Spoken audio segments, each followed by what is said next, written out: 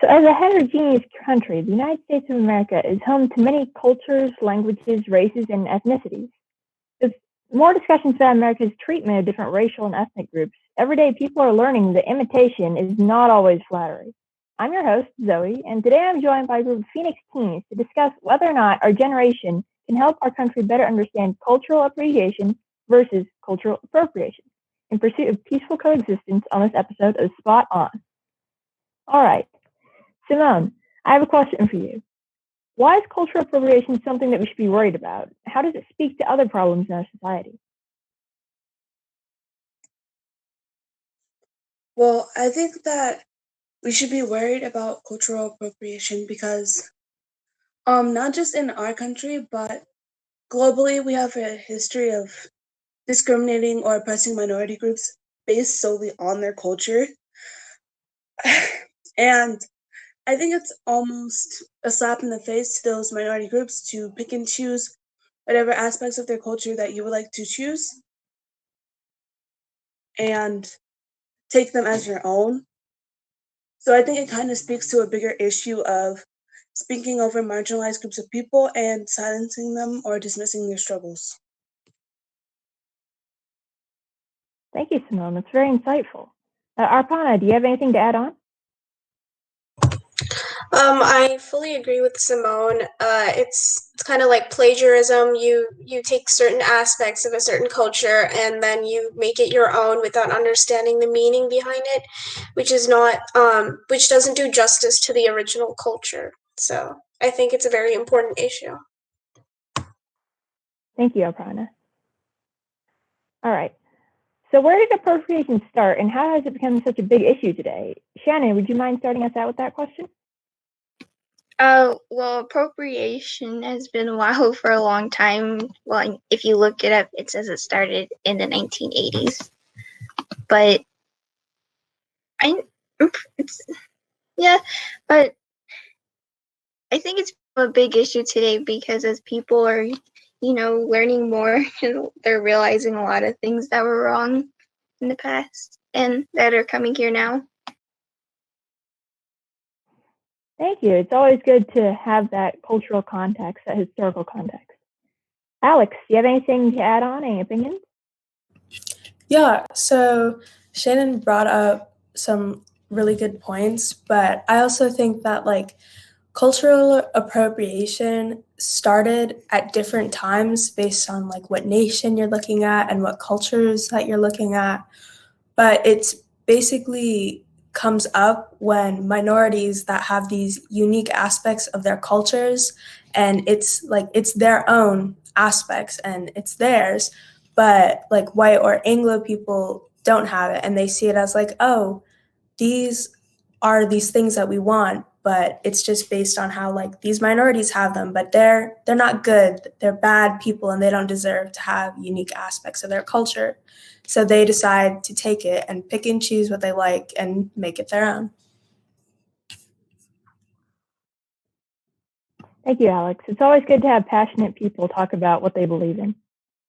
So in many ways, human society is based on sharing of cultures, technologies, and art.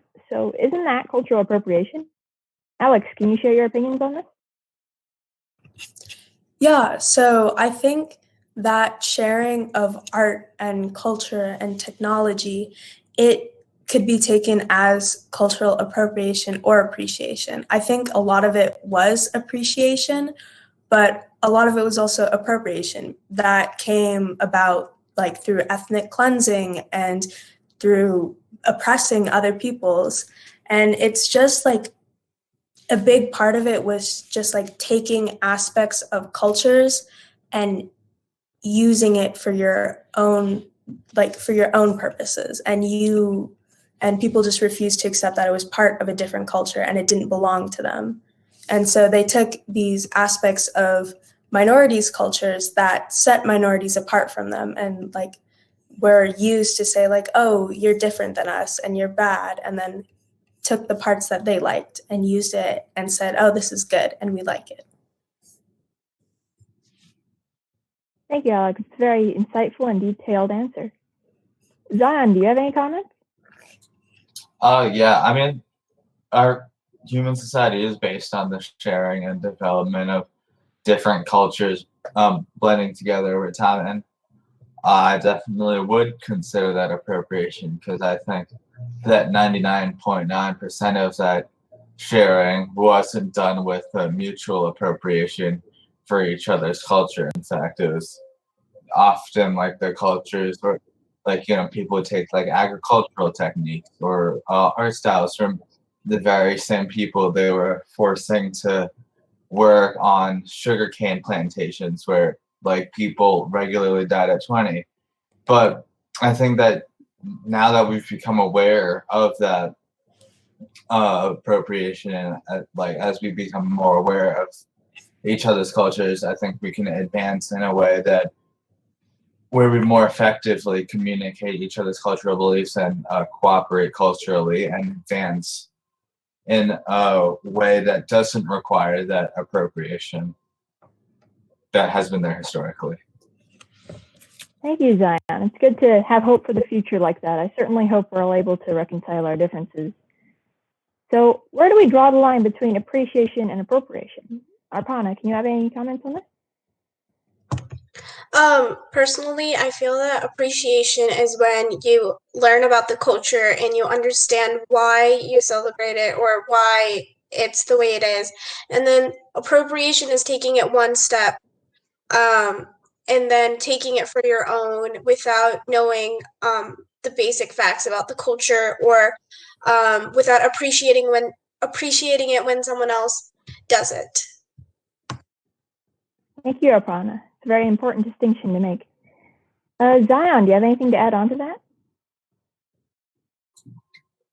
Yeah, I mean, I think the line where it's drawn is when you have a certain animosity or ignorance towards the people you're taking that culture from.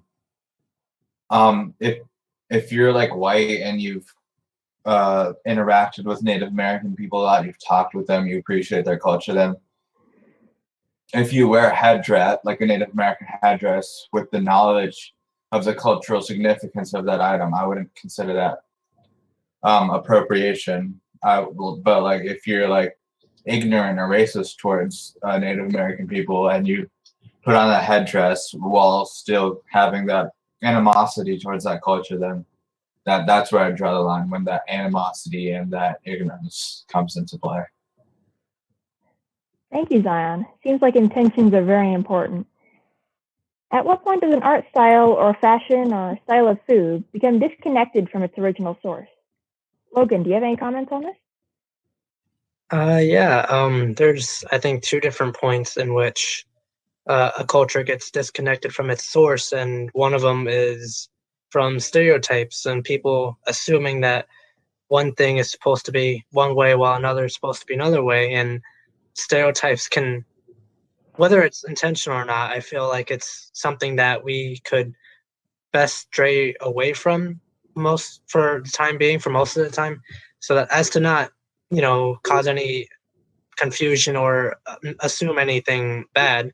And for the other reason, I think whenever one tries to implement someone else's culture differently, and not to be arrogant or ignorant or anything, but just like they change too much of it, and it kind of takes away from what the culture was supposed to be. Thank you, Logan. Sounds like source is also very important. So some of my guests here have self-identified as a person of color prior to this webcast. As a person of color, how do you feel about other groups appropriating your culture? Zion, can you start with this question, please? I'm not personally, like when I see it, I don't feel like offense, but like I think that if someone sees that and they do take offense, they're 100% in their right to do that, especially, as, growing up as an immigrant. Obviously my parents still retain a lot of the culture from where they came from, and like if I tried to take that culture and like represent it within myself, it's like the brown kid doing brown kid things. But if someone else does it, it's exotic and cool. And Yeah, I think that if someone sees growing up within that environment and seeing someone else take that culture, especially when those are the same people that made fun of you for having that culture within yourself, I think they're 100% within their right to feel offense towards that. Thank you, Zion. It's always good to hear those personal stories, and you know that they really have an impact. Arpana, do you have any comments? Yeah, I agree with Zion. Especially because I took pride in my culture. Before I went to school, my mom used to dress me up in Indian clothes and educate me about our culture. And then I would go to school, and then people would make fun of me, which made me ashamed. And as an immigrant, I didn't know which culture to choose. Should I be myself, or should I assimilate and totally let go of my culture? So it was like tug of war for me, because I didn't really know how to react to these comments that were being made about my culture. And now when I turn around and look, I'm like, how stupid was I? Like, I shouldn't be letting people say those things to me, because those people are now taking advantage of my culture. So yeah. Thank you, Arpana. And taking from your experience like that, it really lends a very personal element to it.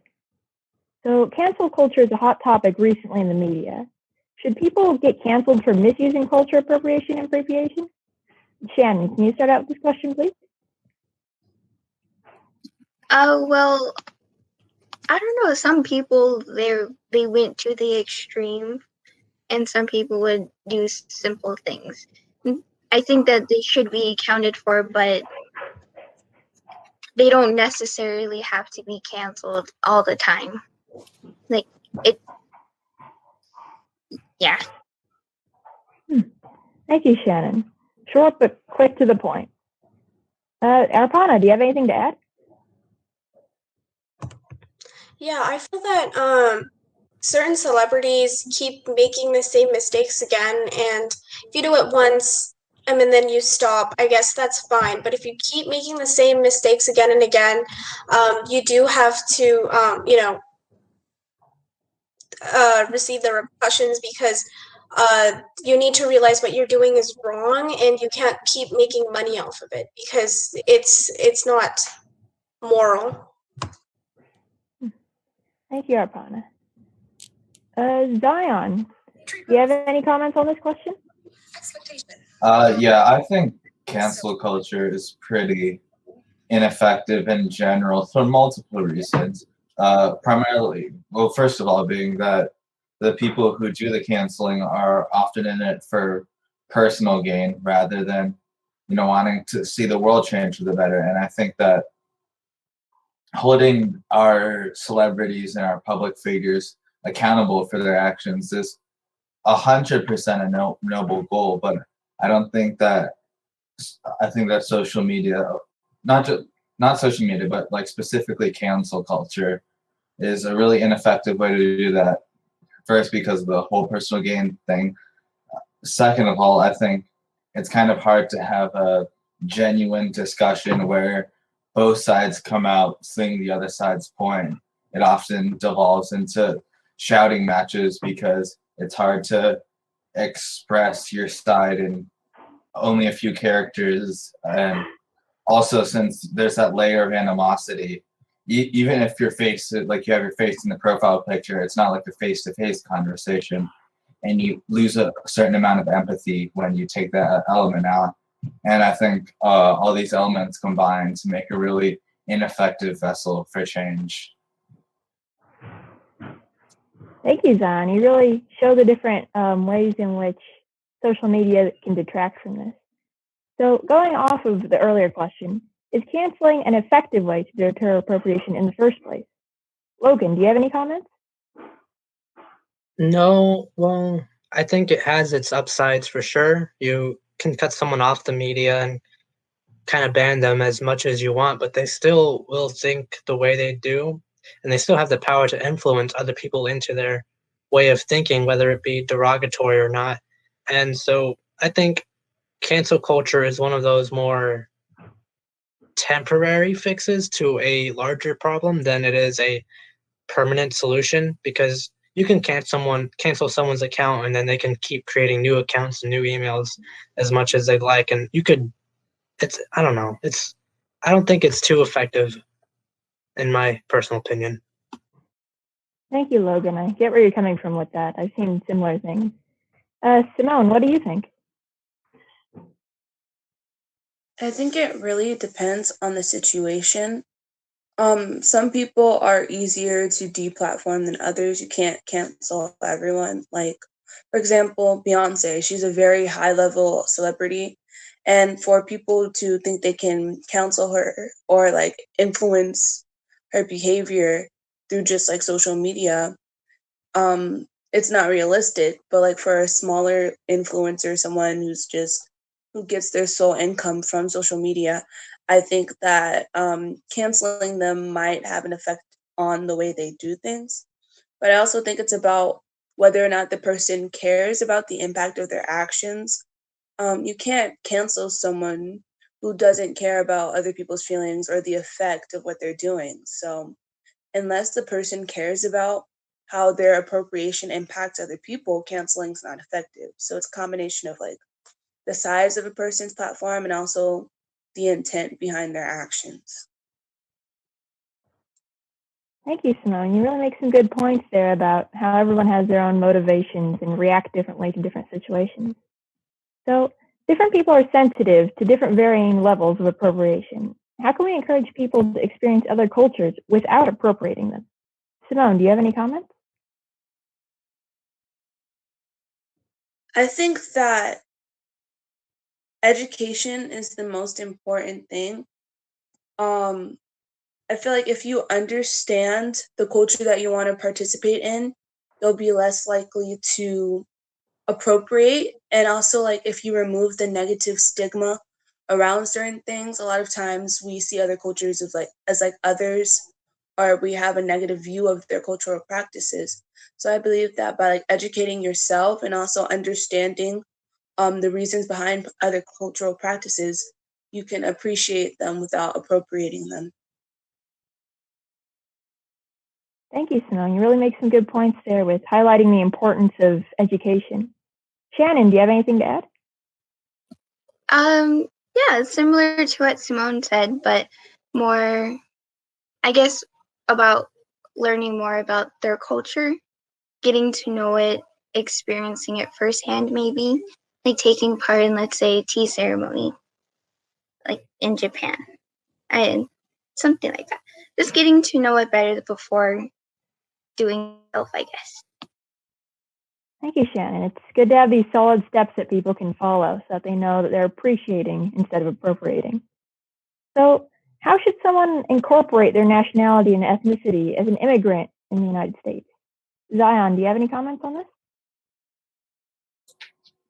Yeah, like as I mentioned before, when an immigrant, or not just immigrants, anyone of a different cultural background, when they try to incorporate parts of their ethnic or cultural heritage, it's often seen as, like I said, it's the brown kid doing brown kid things, but when someone else does it, it's cool, seen as cool and hip. And I think that by creating an environment of appreciation versus appropriation, where we see everyone's different cultural backgrounds and appreciate them, and if someone else is partaking in those same cultural activities with an appreciation viewpoint instead of an appropriation viewpoint, I think we can create a lot more healthy environment for immigrants to express those ethnic and cultural backgrounds that they feel are a part of their identity.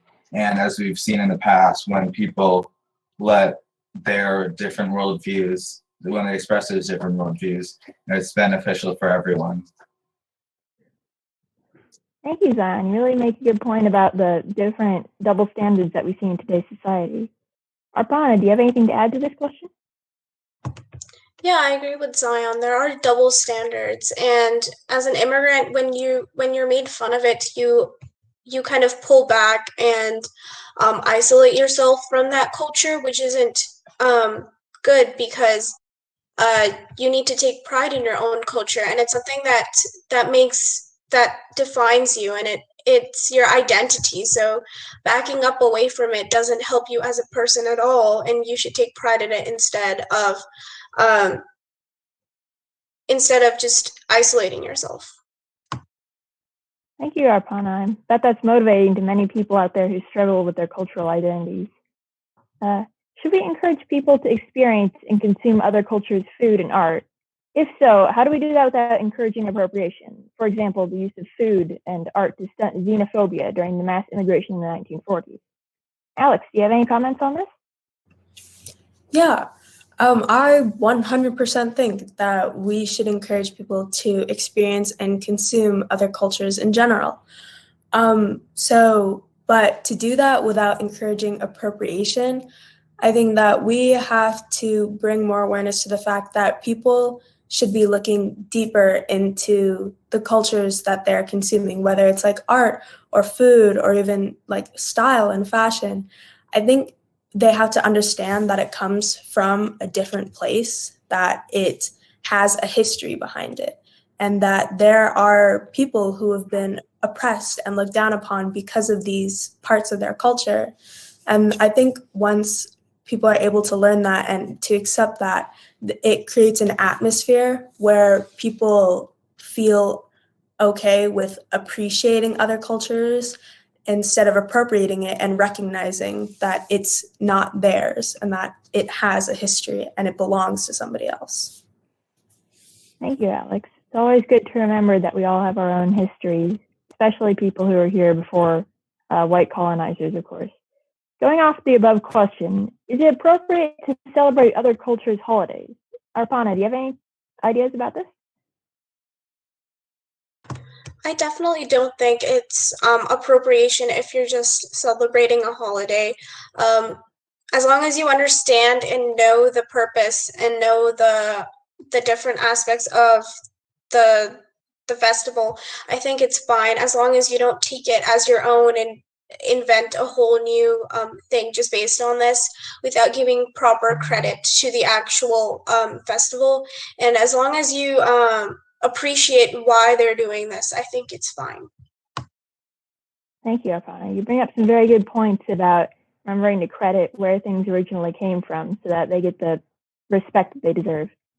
So how do we properly educate people on the difference between appreciation or appropriation? Simone, can you start us out with this question? I think that the most important thing is to educate people in public schools. We need to include education on other people's cultures in our schooling, because we view things that are different as sort of negative. And if we learn that like things can be different and positive at the same time, then we can also teach people to observe other people's cultures in a respectful way and learn about other people's cultures so that we can appreciate them instead of taking things and using them in ways that we prefer instead of using them in the way they were originally intended. Thank you, Simone. It's always good to know that education can help people, and that makes a genuine difference in lives. Logan, do you have anything to add on? I have to agree with Simone. I think that if we were to implement classes or lessons of different cultures into our school system, there'd be a more better understanding and a more clear picture of what the difference between appropriation and appreciation for everyone's different cultures would be. I think that if we were to start from elementary school, have those different lessons and then lead on to different histories behind it and implement things more, I think it would benefit everybody. So yeah. Thank you, Logan. You make some very good points there about how early we need to start teaching people about different cultures. Raina, do you have any final thoughts on today's conversation? I think a lot of the points that were said today were very interesting. I think it's really important that we have these discussions now that, discussions about how America has been treating people in the past have come more into social consciousness. It's important that we really show that America has all these cultures, that we want to appreciate them and be aware of them and be respectful towards them. So I hope that these conversations can continue in the future. All right. Thank you, Raina. I mean, obviously we have a lot to consider here. Although we haven't solved the problem, I think we've taken an opportunity to explore a diverse set of opinions on the subject. This discussion doesn't end here, however. It looks like we're out of time for today. I'd like to thank my guests for joining today, and thank you, the viewer, for watching. Please like, subscribe, and share, and if you'd like to join the discussion, please comment below. From Spot 127, I'm Zoe, and this has been another episode of Spot On.